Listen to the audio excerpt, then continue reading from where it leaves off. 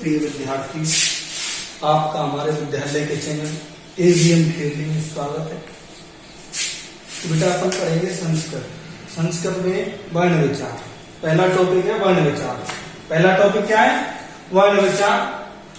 6, 7, 8 तीनों क्लासों में वर्ण विचार, वर्ण परिचय, ठीक है। तो भारतीय आर्य भाषाओं का मूल संस्कृत भाषा है कि भारतीय आर्य मूल भाषाओं का जो भाषाएं हैं इनका क्या है? मूल भाषा कौन सी है? संस्कृत भाषा है। संस्कृत शब्द सम प्रत्यकृत धातु और कट प्रत्यय के योग से बना है। सम उपसर्ग क्री धातु कट प्रत्यय के योग से बना है, जिसका अर्थ होता है शुद्ध एवं परिमार्जित भाषा। संस्कृत भाषा को शुद्ध एवं परिमार्जित भाषा कहते हैं। कि भारतीय आर्य की क्या है? मूल भाषा कौन सी है? संस्कृत भाषा। सभी भारतीय भाषाओं की मूल भाषा क्या है? संस्कृत भाषा। कि सभी भाषाओं की जननी है, माता कौन सी भाषा है? संस्कृत भाषा है। संस्कृत शब्द सम उपसर्ग कृत धातु धातु और कट प्रत्यय के योग से बना है। शुद्ध एवं परिमार्जित भाषा है। संस्कृत भाषा को शुद्ध रूप में लिखने और बोलने के लिए संस्कृत व्याकरण का ज्ञान अति आवश्यक है। संस्कृत भाषा को शुद्ध रूप से, कि अपन अशुद्ध बोलते हैं तो शुद्ध रूप से लिखने एवं बोलने के लिए संस्कृत व्याकरण का ज्ञान अत्यावश्यक है। संस्कृत व्याकरण का क्या है? ज्ञान हमको आवश्यक है। तो वर्ण पढ़ेंगे संस्कृत। देखो अपने अक्षर या वर्ण, ठीक है, अक्षर या वर्ण, तो वर्ण पढ़ेंगे, ठीक है। संस्कृत में क्या वर्ण? तो वर्ण किसे कहते हैं? वर्ण किसे कहते हैं? तो वर्ण की परिभाषा है उस मूल ध्वनि को वर्ण कहते हैं। उस मूल ध्वनि को वर्ण कहते हैं जिसके टुकड़े न हो सके। उस मूल ध्वनि को वर्ण कहते हैं जिसके टुकड़े न हो सके। कि उस मूल ध्वनि को वर्ण कहते हैं जिसके टुकड़े न हो सके। जैसे क, अब क के कोई हिस्सा कर सकता है क्या? क है, इसको क्या हिस्से कर सकते हैं, अपन बांट सकते हैं, टुकड़े नहीं कर सकते। तो उस ध्वनि को क्या कहते हैं? अपन वर्ण कहते हैं। जिस मूल ध्वनि को हम वर्ण कहते हैं जिसके क्या हम टुकड़े नहीं कर सकते, इन्हें अक्षर भी कहते हैं। अक्षर भी कहते हैं। अक्षर और वर्ण दोनों, ठीक है। अतः वर्ण और अक्षर भाषा की मूल ध्वनियों को कहते हैं। भाषा की मूल ध्वनि जो आवाज आती है उसको क्या कहते हैं? वर्ण कहते हैं, ठीक है।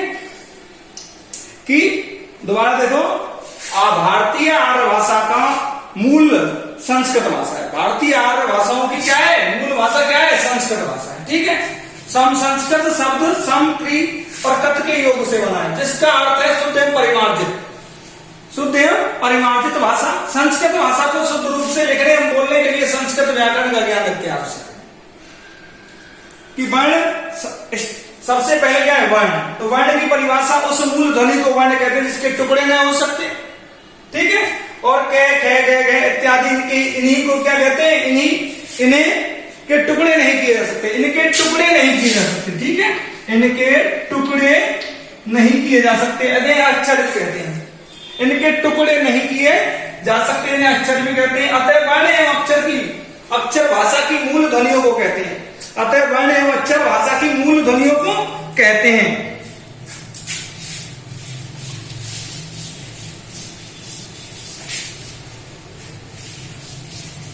संस्कृत भाषा के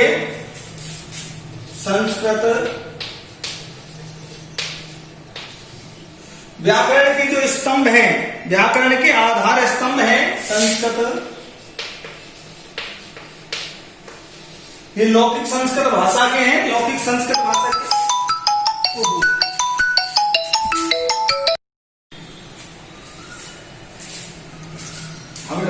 कि लौकिक संस्कृत का आधार स्तंभ, लौकिक संस्कृत के जो आधार स्तंभ है महर्षि पाणिनि के द्वारा विकसित है अष्टाध्यायी। अष्टाध्यायी में क्या है? अष्टाध्यायी में 14 माहेश्वरों के सूत्रों पर आधार की गई है। कि अष्टाध्यायी की जो रचना की गई है वो किसके आधार पर की गई है? 14 माहेश्वर सूत्रों के आधार पर। माहेश्वर सूत्र को वर्णमाला का स्वरूप भी बोध कराते हैं। कि जो वर्णमाला है, वर्णों का समूह, कि वर्णों का क्या है? समूह को क्या कहते हैं? वर्णमाला होती, ठीक है। वर्णों के समूह को क्या कहते हैं? वर्णमाला होती। कि ये माहेश्वर सूत्र वर्णमाला के स्वरूप का बोध कराते हैं। देखो ये माहेश्वर सूत्र 14 हैं। 14 देखो ए ई ऊ ने री लेके ए ओ अं ए ओ जय। देखो ये क्या यहां से लेके और अच अपन पढ़ते अच पढ़ते नहीं पढ़ते हैं स्वर संधि, तो ऐसे लेके और चेतक तो क्या है हलंस, इनका क्या हो जाता है लोप हो जाता है, इनका क्या हो जाता है लोप हो जाता है, गायब हो जाते हैं तस्य लोप से। ठीक है, तो देखो स्वर वर्ण आ रहे कि नहीं आ रहे पूरे, ए यू री ले ए ओ अम ए ओ चे। ठीक है, तो इसमें क्या आ रहे हैं स्वर वर्ण आ रहे हैं, हल है और ले, देखो यहां से व्यंजन आ गए सब, है बेरे लण ये में डंगम, जब ये गड़गड़ जब गड़दस खे पे छे थे चेटे तब कप ये से हल। ठीक है, कि क्या है अपने माहेश्वर सूत्र है, महर्षि जो पाणिनि है उन्होंने अष्टाध्यायी की रचना की, उन्होंने 14 माहेश्वरों के सूत्रों के आधार पर ही क्या है कर किए कि जो अष्टाध्यायी है उन्होंने एक अपनी किताब लिखी, पुस्तक लिखी, तो उस पे क्या है 14 माहेश्वरों के सूत्र पर आधार पर लिखी है। ठीक है, अब आते हैं अपन वर्णमाला। ठीक है, कि वर्णमाला का स्वरूप का बोध कराते हैं, क्या कराते हैं माहेश्वर सूत्र ही। देखो आपको सभी वर्ण दिख रहे होंगे यहाँ पे कि ऐसा कोई वर्ण है जो रह रहा है कि सभी वर्ण दिख रहे हैं आपको, तो ये क्या है वर्णमाला का स्वरूप का बोध कराते हैं। लौकिक संस्कृत का आधार स्तंभ महर्षि पाणिनि थे, पाणिनि ने क्या है अष्टाध्यायी की रचना की। अष्टाध्यायी में क्या है, अष्टाध्यायी में ही उन्होंने 14 माहेश्वर सूत्र जो क्या है महर्षि भगवान महेश्वर के नाभि से निकले थे, ये माहेश्वर सूत्र क्या से निकले थे कि भगवान महेश भोले शंकर के नाभि से उत्पन्न हुए थे। ठीक है, अलग अलग विद्वानों के अलग मत हैं, कोई कहता है डमरू से निकले थे। ठीक है, वर्णमाला वर्णमाला की परिभाषा देखिए, वर्णमाला की परिभाषा देखिए आप,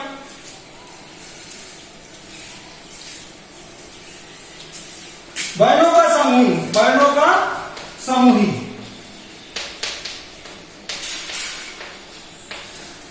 ही वर्णमाला कहलाता है। ही वर्णमाला होता है वर्णों का जो समूह है, वर्णों का समूह ही वर्णमाला होता है। और वर्णों के भेद पढ़ेंगे बेटा अपन, वर्ण के भेद, वर्ण के भेद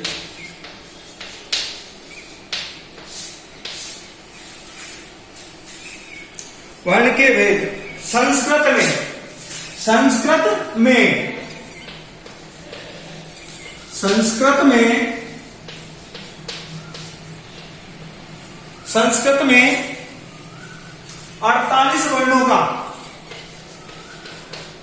48 वर्णों का प्रयोग होता है। संस्कृत में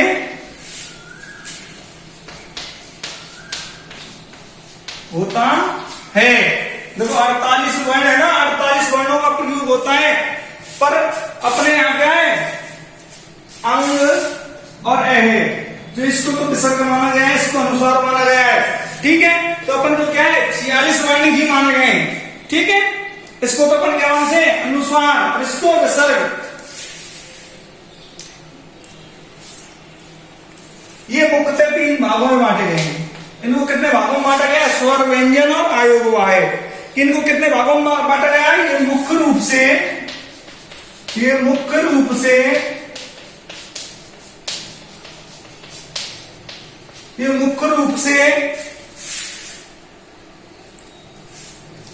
3 भागों में बांटा गया है।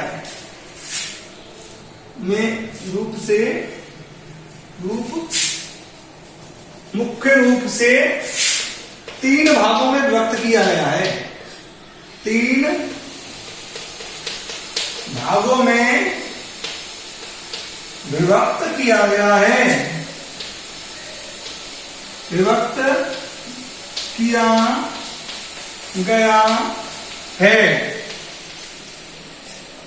पहला है स्वर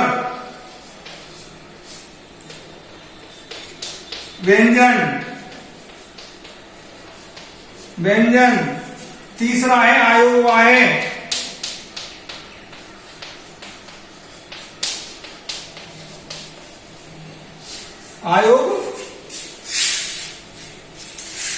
संस्कृत में 48 वर्णों का प्रयोग होता है। मुख्य रूप से 3 भागों में बांटा गया है। कि अपन ने पढ़ी थी वर्णमाला की परिभाषा। वर्णों के समूह को वर्णमाला कहते हैं। वर्णों के समूह को वर्णमाला कहते हैं। वर्ण के भेद, संस्कृत में 48 वर्णों का प्रयोग होता है। संस्कृत में कितने वर्णों का प्रयोग होता है? 48 वर्णों का प्रयोग होता है। जो मुख्य रूप से हमको कितने भागों में बांटा गया है? 3 भागों में बांटा गया, स्वर, व्यंजन और आयोग वाय। स्वर, व्यंजन और आयोग वाय। तो पहले पढ़ेंगे अपन स्वर, ठीक है? हाँ बेटा देखो,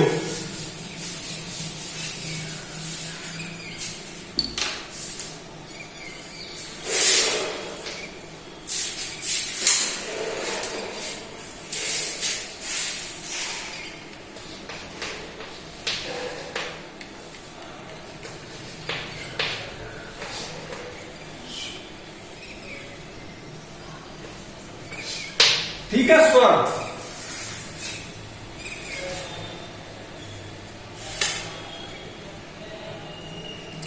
अब स्वर किन्हें कहते हैं? स्वर किन्हें कहते हैं? जिनका उच्चारण स्थान क्या हो? स्वतंत्र रूप से हो। जिनका उच्चारण स्थान क्या हो? स्वतंत्र रूप से, निर्बाध रूप से, कोई बाधा नहीं उत्पन्न हो, ठीक है? स्वरों का उच्चारण, स्वरों का उच्चारण, उच्चारण, स्वरों का उच्चारण स्वतंत्र रूप से होता है। स्वतंत्र रूप से होता है।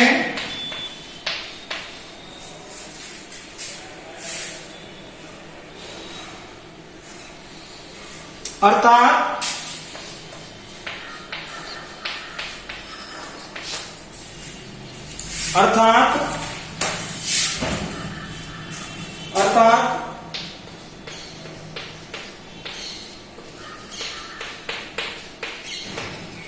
जिन वर्णों का उच्चारण करने के लिए, जिन वर्णों का उच्चारण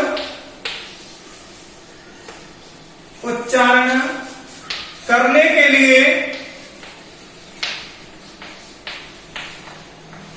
किसी के लिए अन्य किसी वर्ण की, अन्य किसी वर्ण की सहायता, अन्य किसी वर्ण की सहायता नहीं लेनी पड़ती, नहीं लेनी पड़ती, उन्हें स्वर कहते हैं। उन्हें स्वर कहते हैं। उन्हें स्वर कहते हैं कि स्वरों का उच्चारण स्वतंत्र रूप से होता है। स्वरों का उच्चारण स्वतंत्र रूप से होता है, अर्थात जिन वर्णों का उच्चारण करने के लिए, जिन वर्णों का उच्चारण करने के लिए अन्य किसी वर्ण की सहायता नहीं लेनी पड़ती, उन्हें स्वर कहते हैं। कि स्वरों का उच्चारण स्वतंत्र रूप से होता है, अर्थात जिन वर्णों का उच्चारण करने के लिए अन्य किसी वर्ण की सहायता नहीं लेनी पड़ती, उन्हें स्वर कहते हैं। स्वरों की संख्या कितनी है? 13। स्वरों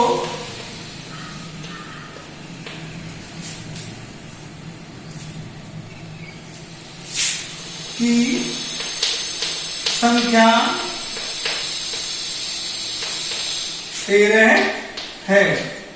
स्वरों की संख्या 13 है। अब देखो स्वर कौन कौन से हैं? ए, आ, ई, उ, री,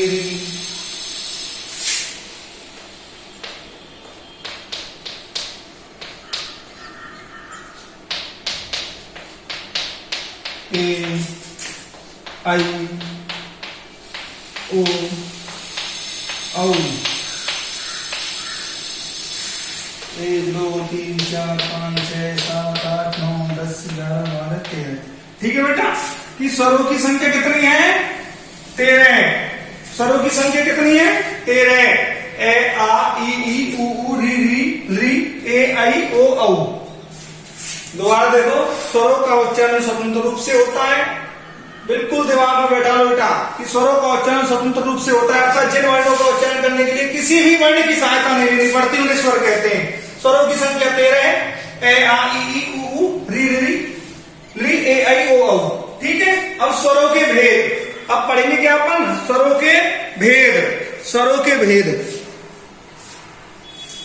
अब स्वरों को भी क्या है, 3 भागों में बांटा गया है। स्वरों को क्या है, 3 भागों में बांटा गया है, स्वर के भेद। ठीक है,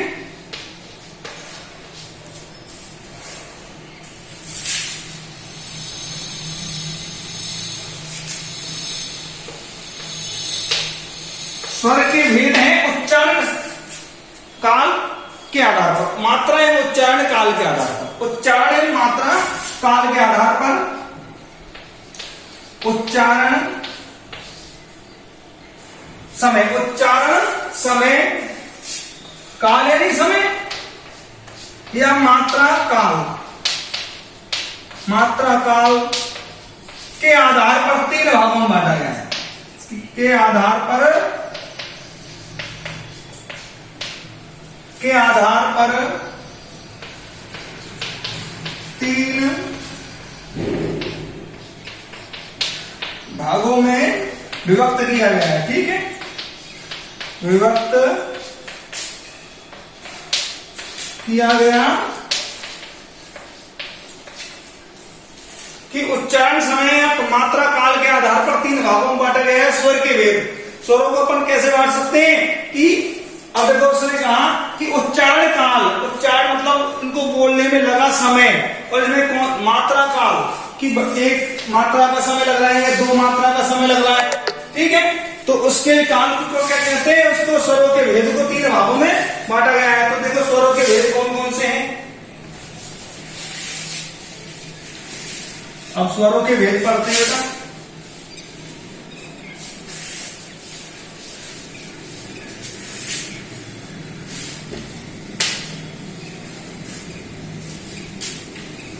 पहला है ऋस्व स्वर, ऋस्व स्वर। दूसरा है दीर्घ स्वर। तीसरा है प्लुत। तीसरा क्या है, प्लुत, प्लुत स्वर। ऋस्व स्वर, दीर्घ स्वर और प्लुत स्वर।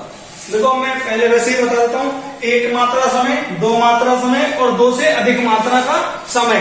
ठीक है, हस्व यानी छोटे, दीर्घ यानी बड़े, और दीर्घ से भी क्या है, उच्चारण काल समय ज्यादा लगे, दीर्घ से भी उच्चारण स्वर काल ज्यादा लगे या मात्रा काल ज्यादा लगे तो उनको क्या कहते हैं, पुनः स्वर। ठीक है, तो ऋस्व स्वर पढ़ेंगे। ऋस्व, ऋस्व स्वर में कि कौन कौन से तो वर्ण आते हैं और इसकी क्या परिभाषा है। ठीक है,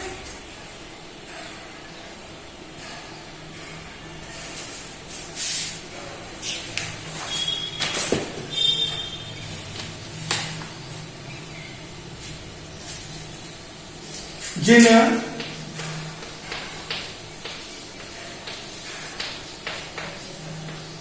स्वरों के उच्चारण में के उच्चारण में, जिन स्वरों के उच्चारण में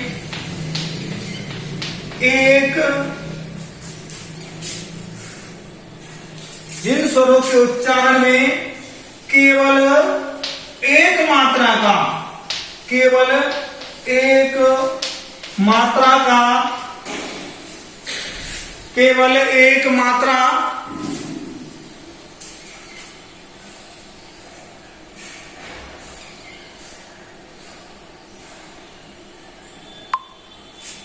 केवल एक मात्रा का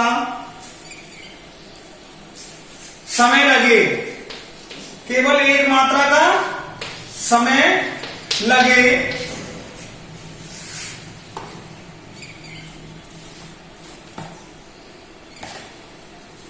अर्थात कम से कम समय लगे, कम से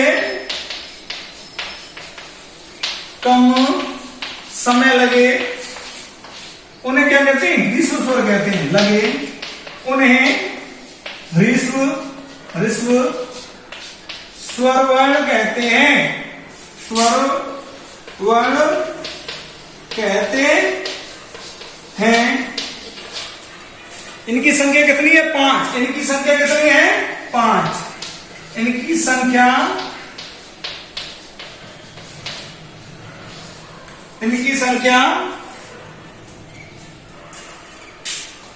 5 है।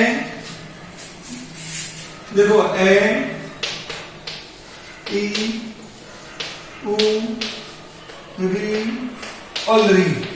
देखो ये क्या है? हमेशा छोटी रहती है, ठीक है। ह्रस्व का देखो उच्चारण काल एवं मात्रा के आधार पर, मात्रा समय के आधार पर 3 भागों में व्यक्त किया गया है। ह्रस्व स्वर, दीर्घ स्वर और प्लुत स्वर।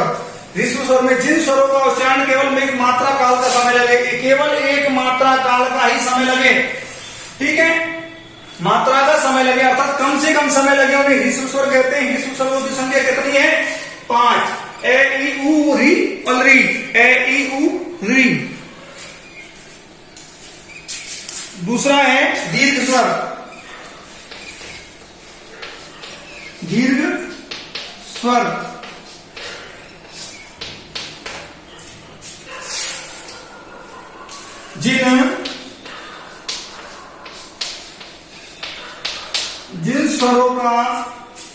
जिन स्वरों के उच्चारण में, उच्चारण का अर्थ मतलब बोलने में, उच्चारण काल में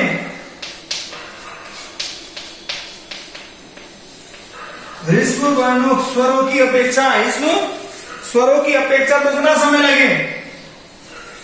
ह्रस्व स्वर वर्णों की अपेक्षा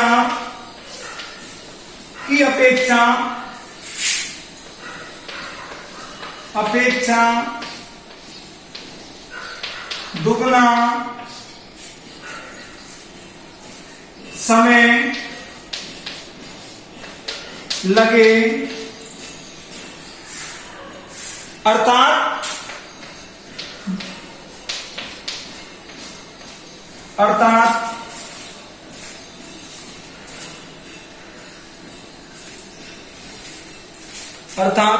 दो मात्राओं का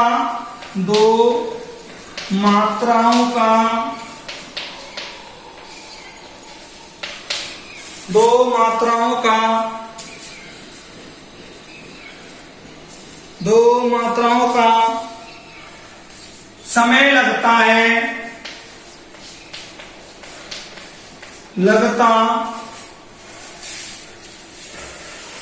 दो मात्राओं का समय लगता है, उन्हें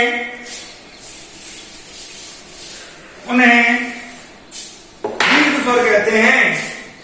लगता है उन्हें दीर्घ स्वर वर्ण कहते हैं, वर्ण कहते हैं। इनकी संख्या कितनी है? इनकी संख्या है 8। इनकी संख्या कितनी है? इनकी संख्या, स्वरवर्ण कितने थे? 13। 13 में से 5 ह्रस्व हो गए तो बचे कितने? 8। तो इनकी संख्या कितनी है? 8 है। इनकी संख्या कितनी है? 8। देखो कौन कौन से हैं? आ, बड़ी ई, उ, री, ए, आई, ओ, औ। देखो हो गए क्या? आ, ई, उ, री, ए, आई, ओ, औ। 8 हो गए। अब दोबारा सुनो। दीर्घ स्वर जिन स्वरों का उच्चारण काल में ह्रस्व स्वरों की अपेक्षा दुगना समय लगेगा। वहां एक का लगना था, केवल एक मात्रा काल लगना था, तो दुगना 2 हो गई। दो मात्रा काल का समय लगे, अर्थात दो मात्राओं का समय लगता है, तो उन्हें दीर्घ स्वर वर्ण कहते हैं। इनकी संख्या कितनी है? 8। तो 8 कौन कौन से हैं? आ, ई, उ, री, ए, आई, ओ, औ। ठीक है, कोई समस्या? अब आ जाओ प्लुत पे। ठीक है, तीसरे नंबर पे था स्वर में उच्चारण काल के स्थान के आधार पर। उच्चारण काल के आधार पर तीसरा था प्लुत स्वर वर्ण। इसको समझो बेटा पहले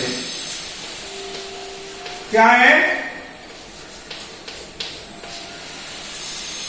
यहां पर ऋस्व दीर्घ को तो आप पढ़ते आ रहे हो, कोई दिक्कत नहीं है, पर प्लुत स्वर वर्ण अब पहली बार पढ़ोगे आप। ठीक है, तो प्लुत स्वर वर्ण में क्या है? इनमें क्या है कि दीर्घ की अपेक्षा अधिक समय लगे। हम दो मात्राओं की अपेक्षा क्या है? दो से अधिक मात्राओं का समय लगे, दो से अधिक मात्रा का समय लगे, उन्हें क्या कहते हैं? प्लुत स्वर वर्ण कहते हैं।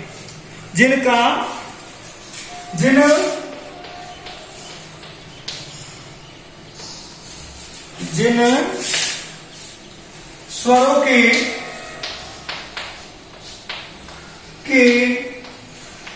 उच्चारण में दीर्घ स्वर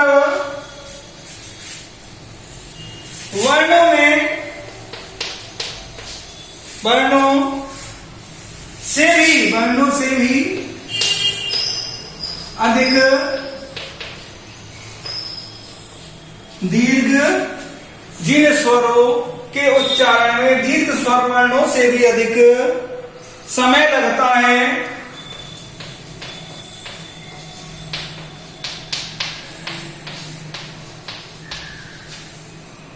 प्रिय विद्यार्थियों, मैं बार बार काल बोल रहा हूं तो काल समय। ठीक है, कि उच्चारण काल, मात्रा काल। ठीक है, तो काल का अर्थ समय। ठीक है, समय लगता है तो लगता है बेप्लुत स्वर वर्ण होते हैं। बेप्लुत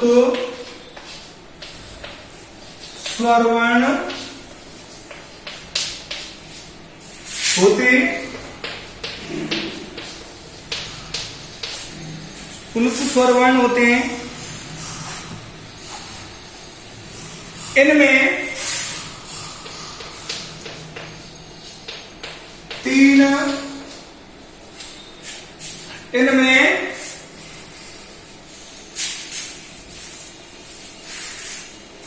तीन मात्राओं का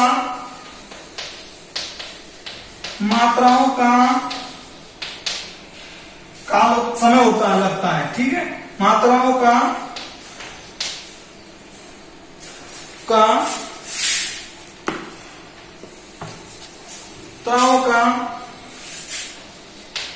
उच्चारण काल होता है,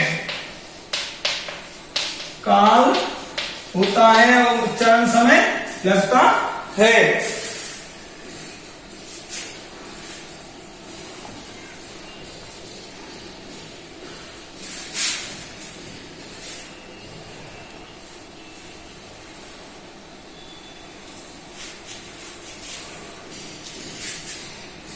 तीन मात्राओं का तो चाहे दो मात्राओं से अधिक मात्रा समय लगता है प्लुत ज्ञा का ज्ञान कराने के लिए। प्लुत का ज्ञान कराने के लिए कि अपन को पता कैसे चलेगा कि ऋस्व है, दीर्घ है, प्लुत है। ठीक है, प्लुत का ज्ञान कराने के लिए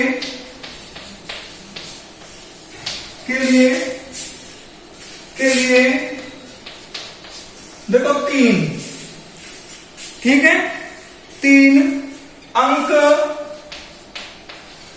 स्वर के बाद लिखते हैं। ठीक है, स्वर के आगे लगा देते हैं। ठीक है, स्वर के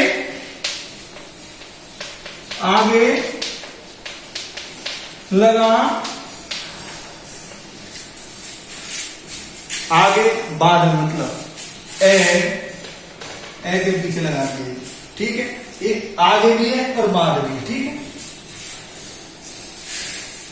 आगे लगा देते हैं।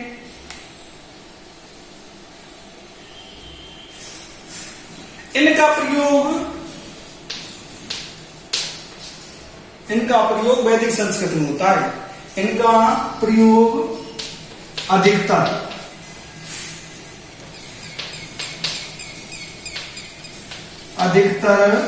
वैदिक, जो वेदों की संस्कृत है ना, एक आध चैप्टर में क्या है, वैदिक मंत्रों के क्या है, सूत्र दे देते हैं। वैदिक संस्कृत में होता है। अब देखो, जैसे हटा,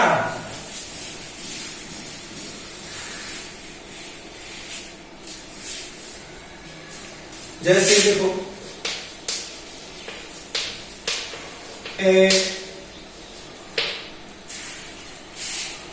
आ जान लगती है, मतलब समय खींचते चले जाओ तो समय जितना लगेगा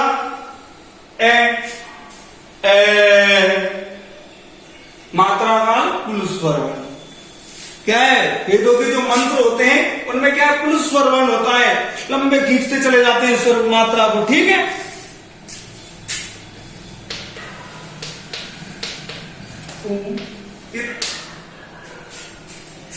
ये अपने आप बता रहा है कि 3 मात्रा का समय लगाएं। री, ली, ए,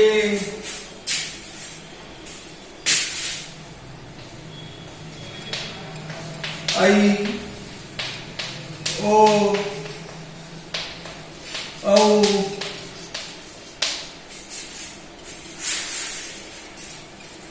देखो बेटा, दोबारा समझो कि पुरुष स्वर वर्ण, जिन स्वरों के उच्चारण में दीर्घ स्वर वर्णों के अधिक से भी अधिक समय लगता हो, वे पुरुष स्वर वर्ण होते हैं। इनमें 3 मात्राओं का उच्चारण काल होता है, 2 से अधिक मात्राओं का काल लगता है।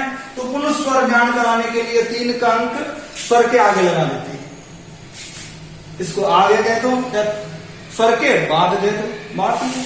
इनका प्रयोग अधिकतर वैदिक संस्कृत में होता है। देखो,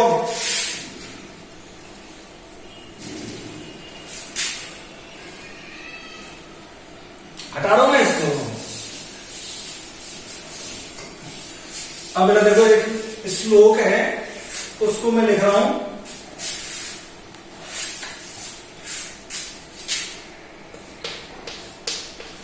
एक मात्रो भवेत हस्व है, हरिस्व है। देखो, इससे तुरंत समझ में आ जाएगा, तुमको दिमाग लगाने की आवश्यकता नहीं है। दी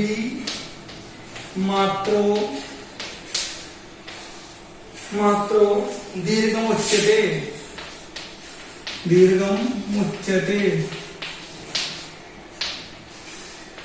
उच्यते त्रि मात्रा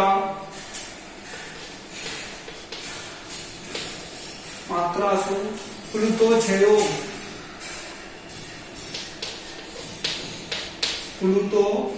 छेयो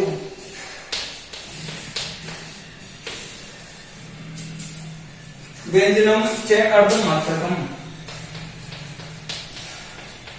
व्यंजनम च चार्धमात्रकम।